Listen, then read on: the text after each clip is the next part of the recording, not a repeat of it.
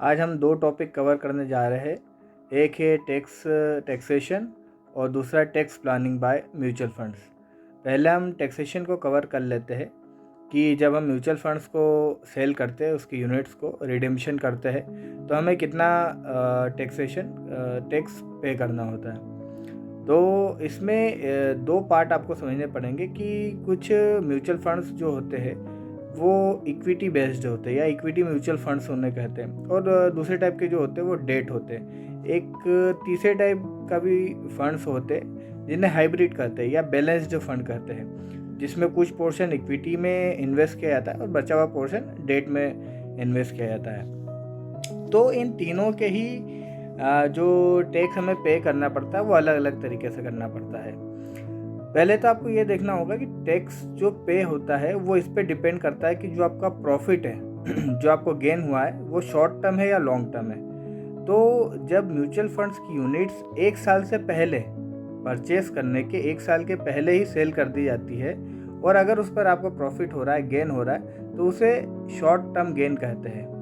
और अगर mutual funds की यूनिट परचेस करने के एक साल बाद सेल की जाती है, तब उस पे होने वाले गेन को या प्रॉफिट को हम लॉन्ग टर्म गेन कहते हैं। तो ये दोनों ही गेन अलग अलग तरीके से इन पे टैक्स पे करना होता है।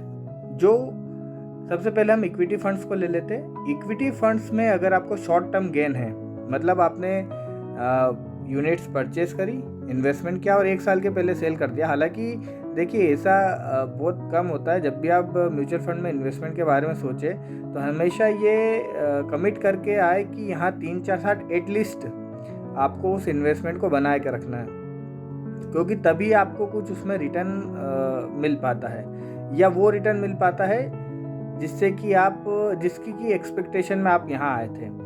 तो खैर ये बताने के लिए बता रहा हूँ, पर आप हमेशा याद रखें जब भी आप म्यूचुअल फंड या शेयर्स में इन्वेस्टमेंट के लिए आ रहे हैं तो 5-7 साल कम से कम सोच के आए। तो अगर आपका इक्विटी म्यूचुअल फंड है, इक्विटी म्यूचुअल फंड वो फंड होता है जिसमें कि आपका इक्विटी में इन्वेस्टमेंट का एक्सपोजर 65% से ज़्यादा होता है। मान लीजिए कि आप 10 रुपये आपके म्यूचुअल फंड के पास जा रहे हैं, तो वो आपके कम से कम 6.5 रुपीज़ से ज़्यादा 65% से ज़्यादा इक्विटी में निवेश कर रहा है, मतलब डायरेक्ट शेयर्स में निवेश कर रहा है। वो बाकी बचे हुए पोर्शन को डेट इंस्ट्रूमेंट में डाल रहा है। डेट इंस्ट्रूमेंट मतलब गवर्नमेंट बॉन्ड्स होते हैं, कॉरपोरेट बॉन्ड्स होते हैं, इन सबको डेट इंस्ट्रूमेंट कहते हैं। तो जो आपके इक्विटी फंड्स होते हैं वो फंड्स होते हैं जिनमें कि इक्विटी पोर्शन 65% से ज़्यादा होता है। सबसे पहले हम उनका शॉर्ट टर्म गेन देख लेते हैं। अगर उनमें आपको शॉर्ट टर्म गेन हो रहा है, that is 50%, short term gain हो रहा है, मतलब एक साल से पहले आपने सेल कर दिया है यूनिट्स को, तो सीधे सीधे आपको जो है 15% का टैक्स पे करना होता है उस गेन पर। याद रखिएगा, गेन पर, अमाउंट पर नहीं। जो भी आपका गेन है शॉर्ट टर्म का 1000 रुपये, मान लीजिए 1000 रुपये, तो उस पर 150 रुपीज़ आपका टैक्स पेबल होता है, irrespective of your tax slab. आप किसी भी टैक्स स्लैब में आते हैं उससे फ़र्क नहीं पड़ता है, आपको 15% टैक्स उस पर देना ही देना है, ठीक है। Plus applicable cess which is 4% presently. तो कुल मिल, हाँ, ये जो 4% होता है ये उस 15% पे लगता है, टोटल 19% नहीं होता है। जैसे मान लीजिए 1000 रुपये का गेन हुआ तो 15% आपके 150 रुपये हो गए, 150 रुपीज़। अब इस 150 रुपीज़ का 4% एजुकेशन सेस और पे करना होता है, विच इज़ अराउंड 6 रुपीज़। हाँ, सही है ना। तो ऐसे 156 रुपीज़ के आसपास आपको पे करना होगा। ये हो गया आपका इक्विटी का शॉर्ट टर्म गेन, इक्विटी वाले फंड्स का शॉर्ट टर्म गेन। अब चलते हैं इक्विटी वाले फंड्स के लॉन्ग टर्म गेन पे, जिसको कि हम ज़्यादा ध्यान से समझेंगे, क्योंकि हमें यही पे करना है, वो वाला पे नहीं करना है, उसमें कोई मतलब ही नहीं निकलेगा। हो सकता है कि टैक्सेशन के बाद में आपको एफडी से भी कम रिटर्न हो जाए कभी कभी, क्योंकि मार्केट कभी कभी अजीब से चलते हैं, जैसे पिछले 1-2 साल से चल रहे हैं। तो हमें जब भी आए कमिटमेंट के साथ आना है, 3-4 साल 5 साल तो बने रहना ही है मिनिमम। मैं तो जो यहाँ प्लानिंग बताने जा रहा हूँ वो आपको 10-15 साल के आगे की भी प्लानिंग आगे के वीडियोस में बताऊंगा। तो इक्विटी फंड्स के जो लॉन्ग टर्म गेन्स होते हैं वो 10% के दायरे में आते हैं। मतलब कि जब भी आप यूनिट्स को परचेस करने के 1 साल बाद सेल करेंगे और अगर आपको गेन होता है तो वो लॉन्ग टर्म गेन होगा और उस पर आपको सिर्फ 10% टैक्स देना होगा। इसमें एक चीज़ बड़ी ध्यान रखने वाली है कि इसमें जो भी आपका टोटल गेन बन रहा है उसमें 1 लाख रुपए एग्जेम्पशन हो जाता है ना, उस पर टैक्स आपको नहीं लगता। मान लीजिए कि आपने कुल 10 साल उसमें इन्वेस्टमेंट रखा और 1 साल आप और रुक गए।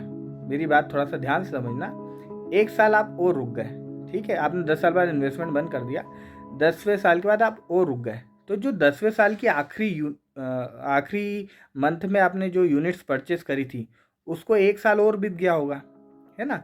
तो जब आप 11वां साल ख़त्म होने के बाद यूनिट्स सेल करेंगे तो सारा का सारी यूनिट्स आपके लॉन्ग टर्म गेन में आएगी, ठीक है। अगर मान लीजिए जो 10th ईयर था उसके एंड होते ही आप यूनिट सेल करते तो स्टार्टिंग की जो 9 ईयर्स की SIPs थी वो तो सारी लॉन्ग टर्म गेन्स में आती, लेकिन जो 10th ईयर की SIPs थी वो आपकी शॉर्ट टर्म गेन में आ जाती क्योंकि वो आपने 12 मंथ के पहले सेल कर दी। बाकी जो 9 मंथ के पहले की SIPs है उनको तो 12 मंथ से ज़्यादा हो गए थे 10th ईयर के बाद में।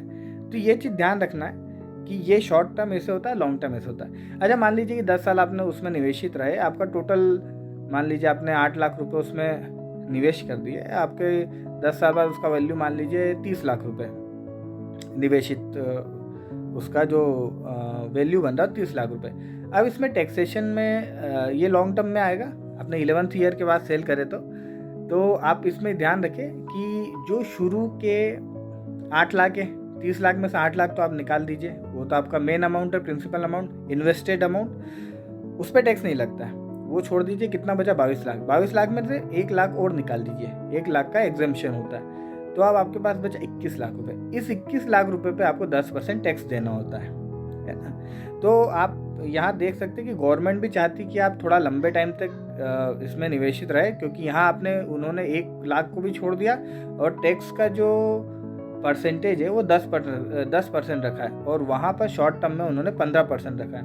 तो गवर्नमेंट भी अप्रिशिएट करती है आपके लॉन्ग टर्म इन्वेस्टमेंट को। तो इस 21 लाख पे जो 10% और जो सेस एप्लीकेबल है वो आपका बनेगा, वो आपको पे करना होगा। ये तो आपकी होगी इक्विटी फंड्स के short term 15% irrespective of your tax slab और 10% लॉन्ग टर्म में, ठीक है। अब इसके बाद जो होता है वो डेट फंड्स होते हैं। डेट फंड्स वो फंड होते हैं जहां पर आपके म्यूचुअल फंड का डेट में एक्सपोजर 65% से ज़्यादा होता है। इक्विटी फंड में इक्विटी में एक्सपोजर 65% से ज़्यादा होता है, डेट वाले में डेट में एक्सपोजर 65% से ज़्यादा होता है। तो ऐसे फंड्स में पहले अभी 2023 के बजट के पहले इंडेक्सेशन का बेनिफिट मिलता था, मतलब कि आपके जो भी गेन्स होते थे उसमें जो महंगाई दर होती थी उसको माइनस करके फिर 20% पे टैक्सेशन होता था। अब के बजट में उन्होंने चेंज ये किया है कि आपका जो भी गेन होगा, अच्छा यहाँ पर शॉर्ट टर्म और लॉन्ग टर्म के मायने बदल जाते हैं। डेट फंड में शॉर्ट टर्म होता 3 साल के पहले, इक्विटी में 1 साल के पहले था या 3 साल के पहले, और लॉन्ग टर्म होता 3 साल के बाद, ठीक है। तो अब इसमें डेट फंड में आप जब सेल करेंगे तो इसमें इंडेक्सेशन का बेनिफिट अब मिलना बंद हो गया। आपका जो भी गेन होगा वो सीधे शॉर्ट टर्म में भी और लॉन्ग टर्म में भी आपका जो टैक्स स्लैब है उसके हिसाब से आपको टैक्स पे करना होगा। तो ये चेंज के बाद थोड़ा सा डेट फंड कम आकर्षक हो गए एज कम्पेयर टू अर्लियर। तो ये तो आपका डेट फंड हो गया। अब इसमें कुछ लोग ऐसे जो होते हैं जो थोड़ा सा कम रिस्क लेकर के इन्वेस्टमेंट करना चाहते हैं, उनके लिए कुछ फंड्स होते हैं जिनको हाइब्रिड फंड बोलते हैं या बैलेंस्ड फंड बोलते हैं। बैलेंस्ड फंड या हाइब्रिड फंड में इक्विटी और डेट दोनों के पोर्शन में वो निवेश करते हैं। तो अगर मान लीजिए कि आप डेट वाला टैक्स भी पे नहीं करना चाहते, क्योंकि अब डेट फंड्स में टैक्सेशन ज़्यादा हो गया है, लेकिन डेट में थोड़ी सी सुरक्षा ज़्यादा होती है, आपका रिटर्न कम होता है लेकिन सुरक्षा ज़्यादा होती है। और आप चाहते हैं कि इक्विटी में भी निवेश हो जाए, डेट में भी हो जाए और आपका टैक्सेशन भी कम हो, तो इसके लिए आपके लिए एक बहुत अच्छी कैटेगरी है, वो होती है aggressive hybrid fund. Aggressive hybrid fund में जो आपका इक्विटी पोर्शन होता है 65% से ज़्यादा होता है, इसलिए उनके ऊपर जो टैक्सेशन है वो इक्विटी फंड के हिसाब से लगता है। एग्रेसिव हाइब्रिड फंड जो होते हैं उनमें जो आपका इक्विटी का पोर्शन है वो 65% से ज़्यादा होता है, तो वो एक्चुअल में इक्विटी वाले म्यूचुअल फंड की कैटेगरी में आ जाते हैं। साथ ही साथ उसमें डेट में कुछ पोर्शन वो इन्वेस्ट करते हैं, तो आपको सुरक्षा भी होती है, उसमें रिस्क कम होती है और रिटर्न भी थोड़ा सा प्योर इक्विटी फंड के कंपैरिजन में कम होता है। लेकिन जो लोग कम रिस्क लेना चाहते हैं उनके लिए कैटेगरी बहुत सूटेबल होती है।